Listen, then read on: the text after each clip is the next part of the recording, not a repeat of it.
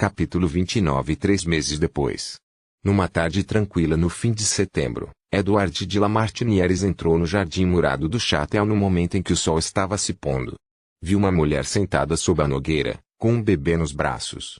Os olhos dela estavam focados na criança e toda sua atenção estava concentrada em acalmá-la. Edward foi até a mulher, momentaneamente confuso.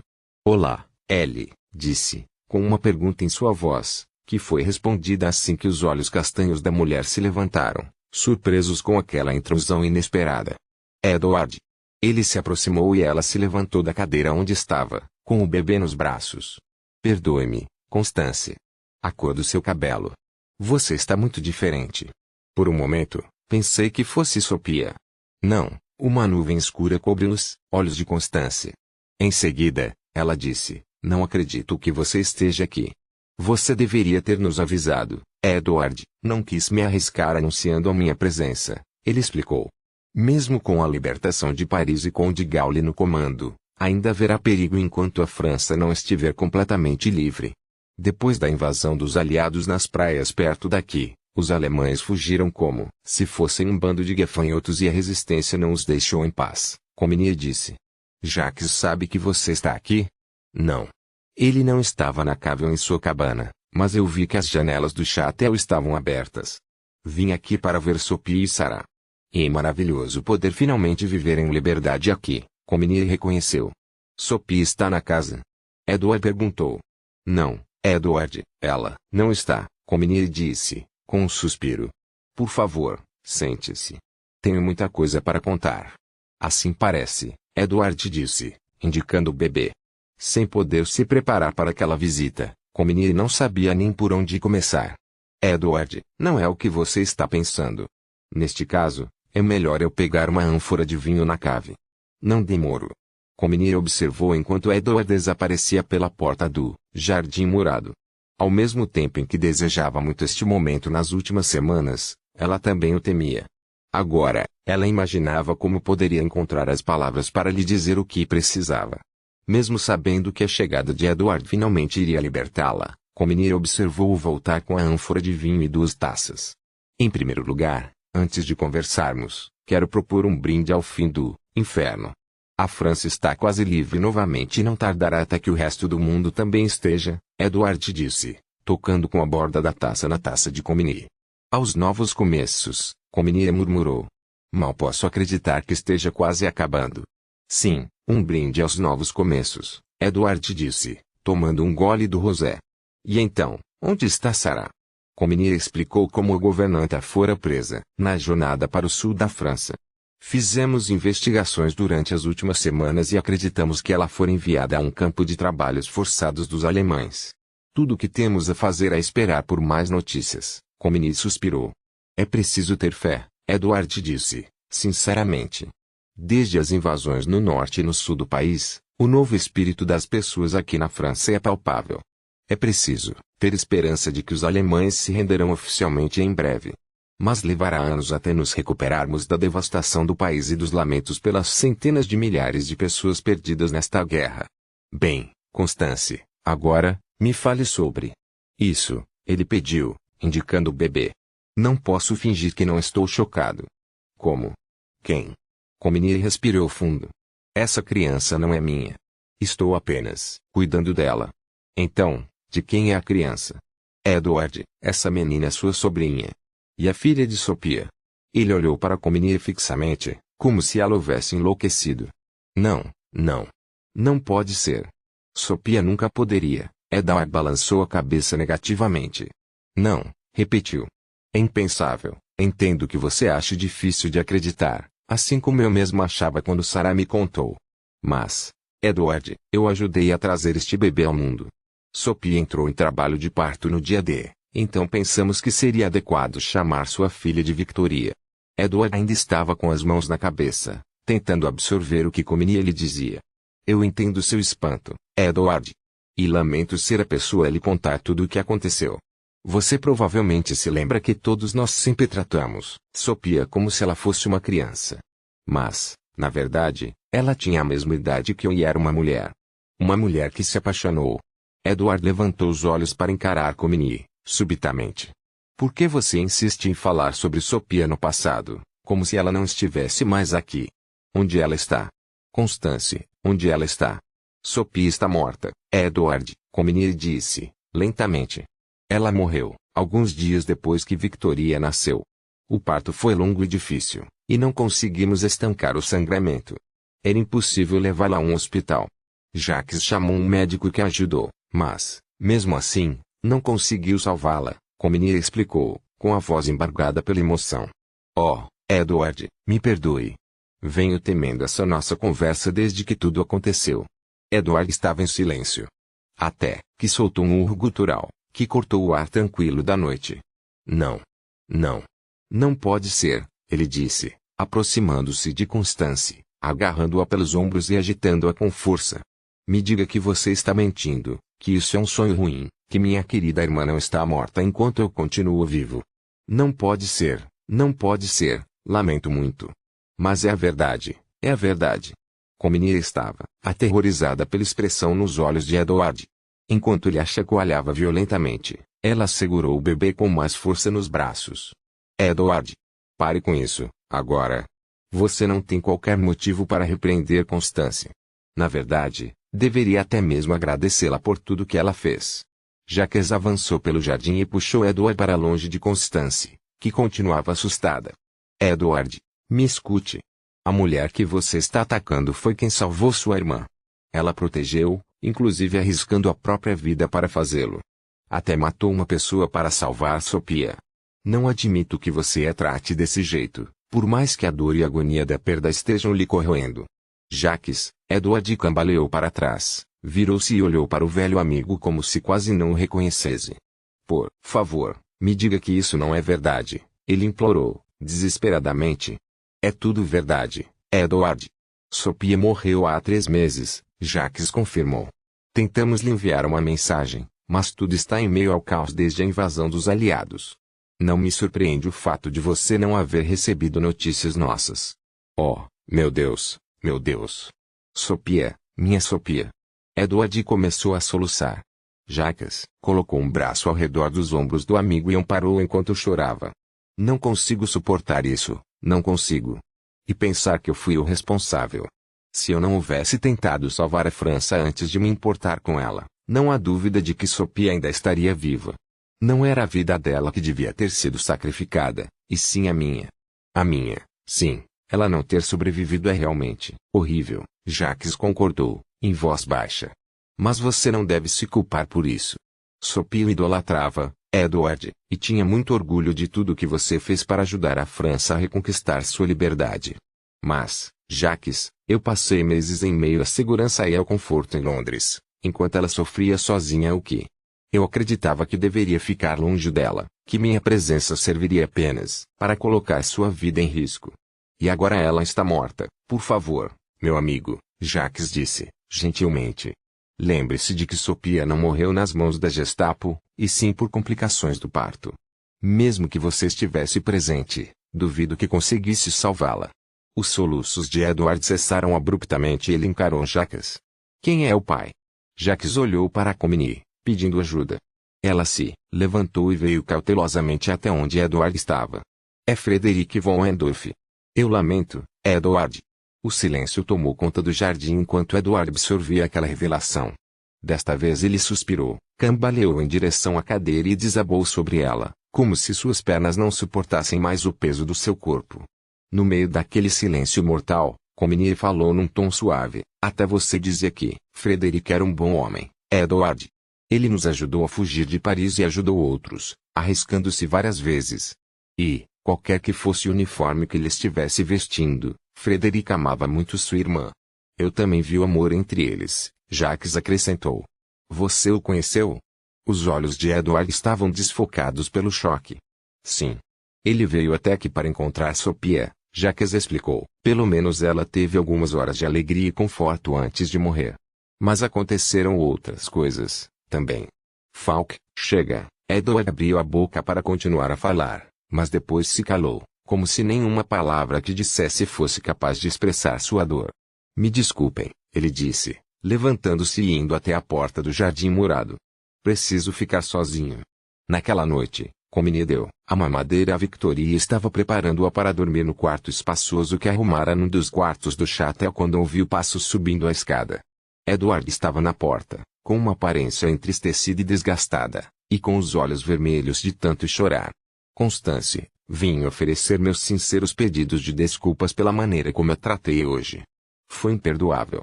Eu entendo, Comini, disse, sentindo-se melhor pelo fato de que Edward parecia estar mais calmo. Quer ver sua sobrinha? É uma linda garotinha, muito parecida com Sophia. Não, não. Não posso. Com aquelas palavras, Edward se virou e foi embora. Nos dias seguintes, Comini quase não viu Edward. Ele se instalou no quarto principal do château, mais adiante no corredor. Ela o ouvia andando de um lado para outro à noite, mas, quando ela acordava na manhã seguinte, Edward não estava mais na casa. Ela o via pelas janelas do château enquanto dava de mamar para Victoria pelas manhãs, uma figura distante embrenhada por entre as videiras, e a sua linguagem corporal refletia a tristeza que sentia. Frequentemente, Edward passava o dia inteiro fora da casa, retornando, apenas depois que escurecia e indo diretamente para o seu quarto. Ele está sofrendo com o luto, Constance. É melhor deixá-lo sozinho. Ele só precisa de tempo, Jacques aconselhou. Comini entendia. Mas, conforme os dias passavam e Edward não dava qualquer sinal de que estava se recuperando do baque, sua paciência começava a se esgotar. Estava desesperada para voltar para casa. Já era seguro viajar, agora que a cidade de Paris estava livre, e Comini queria ver seu marido. Além disso, pela primeira vez em 4 anos, queria tomar as rédeas de sua própria vida, de uma vez por todas. Entretanto, até que Edward conseguisse superar a tristeza do luto e assumir a responsabilidade por sua sobrinha, Comini não podia simplesmente abandonar Victoria. Seus braços foram os primeiros a segurá-la, e, como Sophie estava fragilizada demais para dar atenção à própria filha e morreu alguns dias depois, Comini passou a cuidar de cada uma das necessidades de Victoria desde então. Comini olhava para o rosto angelical de Victoria, uma cópia em miniatura de sua mãe. Ficou apreensiva com a possibilidade de que a cegueira de Sophia pudesse ser hereditária, mas viu que os belos olhos azuis da criança seguiam quaisquer cores vivas que Comini lhe mostrasse com grande interesse. Recentemente, Victoria havia aprendido a sorrir, e uma expressão enorme de felicidade surgia em seu rosto sempre que Comini vinha pegá-la em seu leito. A dificuldade que Comini teria para se despedir de Victoria era algo que não conseguia sequer conceber no momento. Havia se tornado a mãe daquela criança, e a sensação esmagadora de amor que sentia por Victoria assustava. Comini rezava para que, algum dia, em breve, pudesse ter seus próprios filhos com Laurence. Após uma semana das lamentações de Edward, ela decidiu que teria que enfrentar o problema. Acordou cedo numa determinada manhã e ouviu os passos de Edward pelo corredor. Comini interpelou enquanto ele descia as escadas. Edward, precisamos conversar. Ele se virou lentamente e olhou. Sobre o quê? A guerra já está praticamente terminada. Tenho um marido e uma vida, e preciso voltar para minha casa na Inglaterra. Então vá, ele disse, dando de ombros e virando-se para continuar a descer as escadas. Edward, espere. O que vai fazer com Victoria? Você precisará tomar providências para que ela receba cuidados quando eu for embora. Talvez queira contratar uma babá. Eu posso ajudá-lo a encontrar a pessoa adequada. Ouvindo aquilo, Edward voltou a se virar.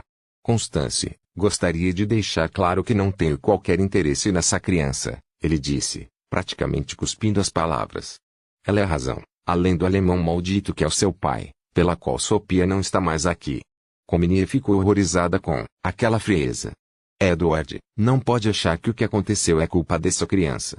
Ela é um bebê inocente, não pediu para nascer. Como tio, é seu dever assumir a responsabilidade pelos cuidados dela, não. Eu disse não. Por que você mesma não cuida disso, Constance? Talvez haja algum orfanato na região que aceite, ele suspirou. Pelo que você está dizendo, eu imagino que queira que isso aconteça o mais breve possível. Quanto mais cedo essa criança estiver fora desta casa, melhor. Por favor, faça o que quiser. Reembolsarei quaisquer despesas que tenha. Edward lhe deu as costas e continuou descendo as escadas, deixando-o Comini em choque com a fúria que sentia. Como ele foi capaz de dizer coisas tão horríveis? Comini perguntava, contorcendo as mãos em desespero, Enquanto, Jacques ouviu uma hora depois, com um ar sombrio. Ele está sofrendo pelo luto, como eu disse. Não somente por Sophia, mas por tudo que ele perdeu durante a guerra. Edward se recusa a aceitar o bebê porque ele é alguém que ele pode responsabilizar. É claro que ele sabe que a criança não tem culpa. Ele é um homem íntegro, que nunca se esquivou de seu dever durante a vida inteira, Jacques enfatizou. Ele vai mudar de ideia, Constance. Eu sei que vai. Mas, Jacques, eu não tenho mais tempo, Comini disse, desalentada. Me desculpe, mas você precisa entender que eu também tenho entes queridos que quero muito rever. E se não fosse por Victoria, eu poderia voltar para minha casa na Inglaterra neste exato minuto, mas é quase impossível fazer isso. Eu a amo e não posso abandoná-la, como Edward é capaz de mencionar um orfanato. Como? As lágrimas rolavam sem parar pelo rosto de Comini enquanto ela olhava para Victoria, que balbuciava alguns sons alegremente, deitada sobre um cobertor no gramado. Talvez o problema seja o fato de que o bebê se pareça muito com a mãe, Jacques suspirou. Constance, eu juro que Edward vai descobrir que esta criança pode ser exatamente o que ele precisa em sua vida para voltar a ter esperança e alegria no futuro. Mas ele está perdido em sua própria dor e não consegue ver mais nada. O que eu devo fazer então, Jacques? Por favor, me diga, ela implorou. Tenho que voltar para minha casa. E não posso esperar por tanto tempo, deixe-me tentar falar com Edward. Vou ver se consigo enfiar um pouco de bom senso em sua cabeça arrancá-lo daquela autopiedade, Jacques sugeriu. Estou feliz por você usar essas palavras, Comini suspirou. Receio que assim que estou começando a pensar nele também. Já houve sofrimento demais. Para todos nós, ela acrescentou. Como eu disse, Edward normalmente não é um homem egoísta, Jacques assentiu. Vou conversar com ele. Naquela noite, enquanto esperava na casa, Comini observou Jacques marchar pelo vinhedo quando viu Edward voltando para casa e fez uma oração. Se Edward estivesse disposto a escutar alguém, seria Jacques. Ele era sua única esperança. Preparando Victoria para dormir no cesto que deixara na casa para as ocasiões em que visitava Jacques, Comini esperou ansiosa que ele retornasse. Quando ele apareceu na porta, Comini percebeu, por sua expressão, que ele não trazia boas notícias. Não, Constance. Ele não vai dar o braço a torcer, Jacques suspirou. Está tão cheio de ódio e amargura. É um homem mudado. Não sei o que posso sugerir. Como eu já disse, ainda acredito que, com o tempo, ele poderá mudar de ideia. Mas você não tem esse tempo e eu entendo isso. E você, entre todas as pessoas, que deu tanto de si para esta família, não deveria se sentir culpada pelo desejo de voltar para junto daqueles que ama. Assim, talvez o orfanato que eu mencionei, não, Comini disse, balançando a cabeça enfaticamente. Eu nunca abandonaria a Victoria. Não suportaria viver comigo mesma se o fizesse. Constance, não sei o que você está imaginando, mas o orfanato do convento que eu lhe falei é limpo e as freiras são gentis. É possível até mesmo que um bebê tão bonito como Victoria consiga uma família imediatamente, Jacques disse, com muito mais convicção do que realmente sentia. E, por favor, tente se lembrar de que Victoria não é sua responsabilidade e que você precisa pensar em si mesmo agora. Comini olhou para Victoria em silêncio. Então, de quem será a responsabilidade sobre ela? Escute, Jacques disse, pousando, gentilmente, a mão sobre a dela. A guerra é um tempo de crueldade em que há várias vítimas. Não somente os corajosos soldados que lutaram por seus países, mas Sophie e sua filha também. E também Edward. Talvez ele nunca volte a ser a mesma pessoa, pois, embora chegue a vociferar de maneira tão agressiva, na verdade culpa a si mesmo. Você fez o bastante, minha querida, e não há mais nada que possa fazer. Como alguém que passou a admirá-la e respeitá-la, eu acho que chegou a hora de você partir. E o pai de Victoria? Comini perguntou. Tenho certeza de que, se Frederick soubesse que Sophie está morta e que Edward se nega a reconhecer a criança, ele a receberia. Tenho certeza disso, mas como você pretende tentar encontrá-lo? Ele pode estar em qualquer lugar, ou pode até mesmo estar morto, como Sophie, Jacques disse, balançando a cabeça negativamente. Constance, o mundo inteiro está imerso no caos e há pessoas desterradas por toda parte. Seria uma busca infrutífera e nem vale a pena pensar muito a respeito. Não, você tem razão. Não há muita esperança, Comini disse, entristecida. Não há solução. Amanhã eu irei até o convento em Dragna e conversarei com as freiras para ver se elas podem receber Victoria, Jacques disse, gentilmente. Você tem que acreditar que eu também me importo com ela. E eu não sugeriria que ela fosse deixada num lugar que não cuidasse de suas necessidades. Mas chegou a hora de alguém tirar o fardo de cima de seus ombros, Constance. E, como Edward parece não ser capaz disso no momento, eu terei que fazê-lo. Comini passou a noite em claro, rolando na cama, sem saber mais o que era certo ou errado.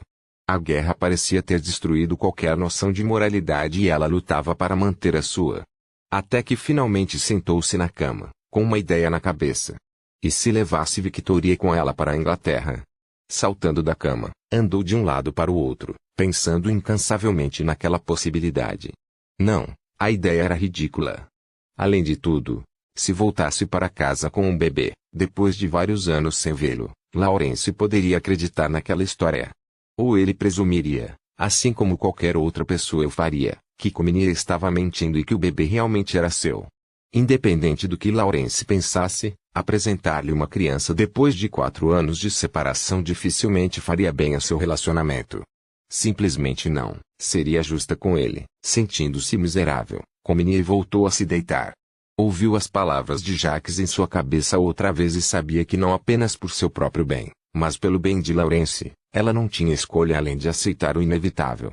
Jacques tinha razão. Sempre havia sacrifícios em tempos de guerra. E Comini e seu marido já haviam feito sacrifícios demais. Jacques retornou na noite seguinte de sua viagem, até o orfanato. Elas vão receber a criança, Constance, ele disse quando a encontrou no jardim murado. Estão funcionando com a capacidade máxima, mas eu lhes ofereci uma doação considerável e elas aceitaram. Edward pagará por tudo, é claro. Engolindo as lágrimas, Comini assentiu. Quando você vai levá-la?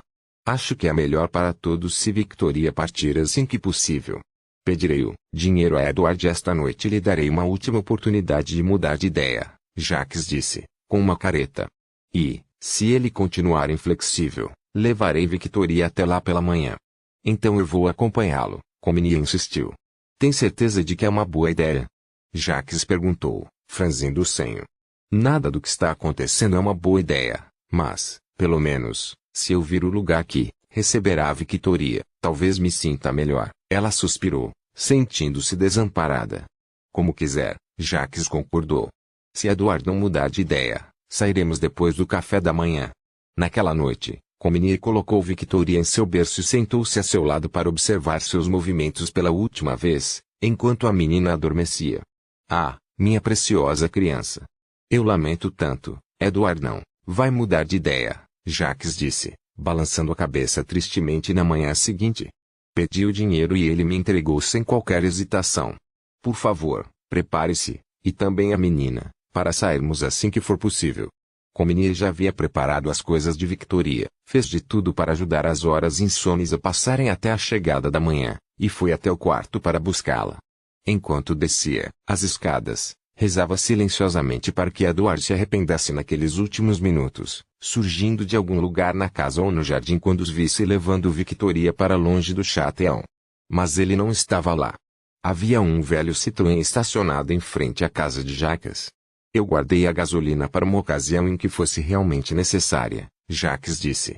Temos o bastante para ir até lá e voltar. Enquanto o motor do pequeno carro começava a funcionar, Comini sentou-se ao lado de Jacques com Victoria em seus braços. Embora geralmente fosse um bebê tranquilo, Victoria berrou incansavelmente durante todo o percurso até Dragna. Ao chegarem no convento, Jacques pegou a pequena maleta que Comini preparara para Victoria e as conduziu até a entrada. Uma freira os trouxe para dentro e os levou até uma sala de espera tranquila, mas o bebê continuou a chorar nos braços de Comini. Fique quietinha, Victoria, Comini disse, olhando para Jacques com os olhos aflitos. Você acha que ela sabe? Não, Constance. Acho que ela não gosta de carros, Jacques disse, tentando abrir um sorriso para aliviar a tensão. Após algum tempo, uma freira que vestia um uniforme branco engomado entrou na sala. Bem-vindo, Monsieur, ela disse, cumprimentando Jacques com um aceno de cabeça ao reconhecê-lo, e depois observou Comini e Victoria. Estes são o bebê e a mãe.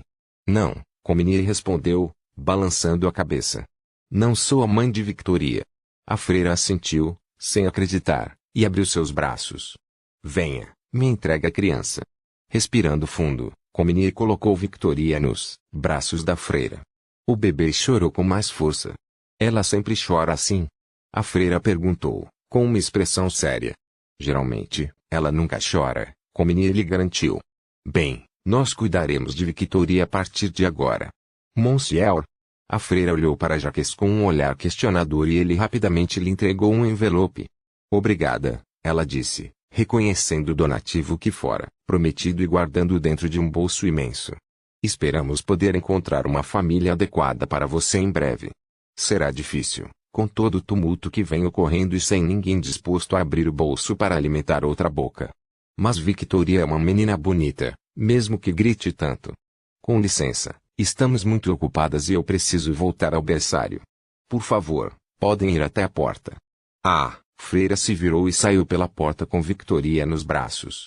Comini fez menção de se levantar e segui-la, mas Jacques a conteve. Com um braço ao redor dos seus ombros, e com as lágrimas rolando pelo rosto de Comini, ele a levou para fora do convento e a colocou carinhosamente no banco da frente de seu carro. Assim como Victoria, Comini chorou durante todo o percurso de volta para casa. Quando Jacques parou o carro em frente à porta da cave, ele pousou a mão sobre o joelho de Comini e deu palmadinhas amistosas.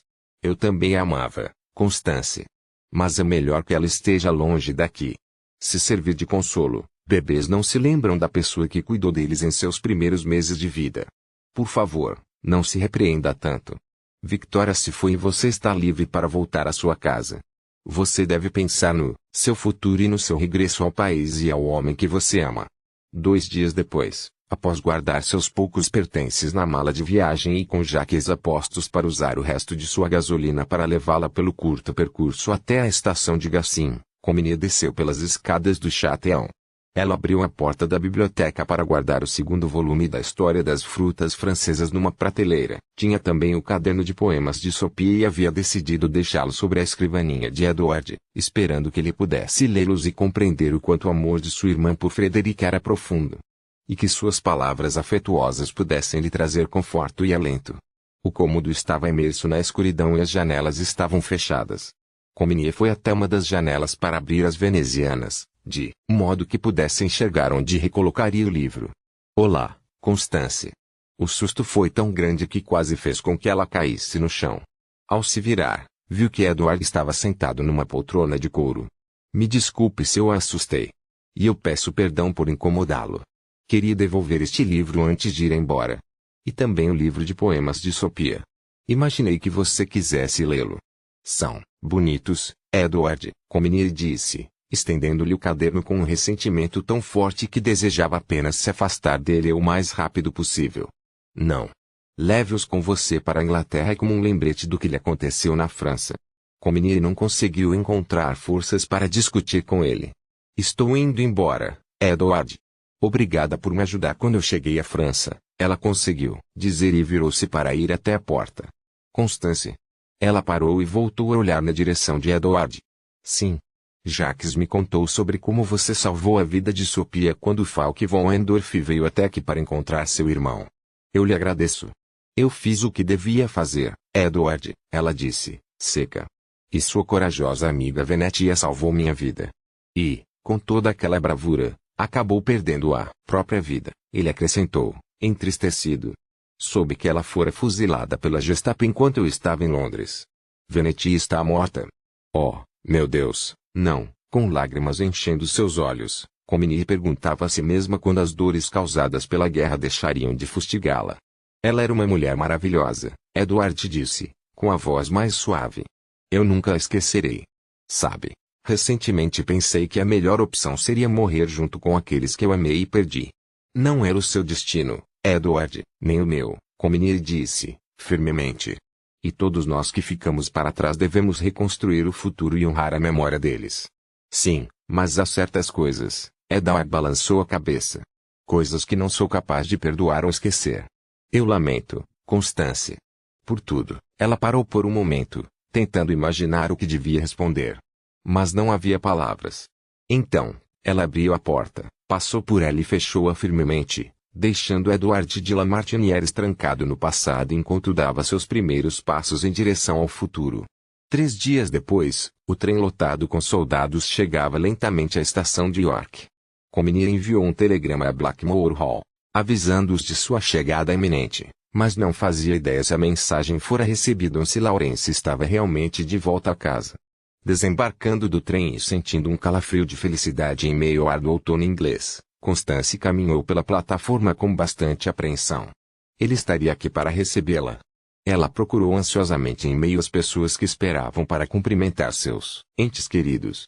Parando, procurou o rosto de Lawrence pela estação. Depois de procurar por 15 minutos, sem sucesso, ela estava prestes a deixar a estação e entrar na fila para o ônibus que a levaria em direção a Yorkshire e seus pântanos. Então, de repente, viu uma figura solitária que ainda esperava no final da plataforma, que agora estava vazia. Seus cabelos haviam ficado prematuramente grisalhos e ele trazia uma bengala numa das mãos. Lawrence. Ele se virou ao ouvir o som familiar de sua voz e depois a observou, espantado, lentamente reconhecendo a esposa. Ela correu em sua direção e o envolveu num forte abraço. O cheiro de Lawrence, que conjurava tudo que era seguro, maravilhoso e bom em sua vida, lhe trouxe lágrimas aos olhos. Minha querida. Lamento muito, não a reconheci. O seu cabelo, Lawrence murmurou, observando-a, maravilhado. É claro, Cominier compreendia. Os dois haviam mudado. Estou com essa cor há tanto tempo que já me acostumei com ela. Bem, na minha opinião, acho que ela lhe cai bem, ele disse, estudando-a com um sorriso no rosto. Você está parecendo uma estrela de cinema. Duvido muito, Cominier suspirou, olhando para as roupas amarrotadas que vestia desde que deixou o sul da França. Como você está? Os dois disseram ao mesmo tempo e depois caíram na risada. Muito cansada, Cominier respondeu. Mas muito feliz por finalmente estar em casa. Tenho tantas coisas a lhe dizer, mas nem sei por onde começar. Tenho certeza que tem, Lawrence comentou. Que tal contar alguma coisa enquanto estivermos no carro? Usei todos os meus cupons de racionamento para comprar gasolina e levá-la de volta para casa. Casa, Cominier sussurrou. Uma palavra simples que resumia tudo o que mais desejou naqueles últimos 18 meses. Lawrence lhe deu outro abraço forte ao perceber a emoção que ela sentia. Em seguida, pegou a mala que ela trazia e enlaçou seu braço ao redor do dela. Sim, minha querida, ele disse, abraçando-a. Vou levá-la para casa. 3 meses depois, Cominier recebeu uma carta da seção F, pedindo-lhe que viajasse a Londres para uma reunião com Maurice Buckmaster. Ele cumprimentou Cominier alegremente, quando ela foi trazida até seu escritório na Baker Street, e apertou-lhe a mão com firmeza. Constance Chapelle, a agente que nunca agiu. Sente-se, querida, sente-se.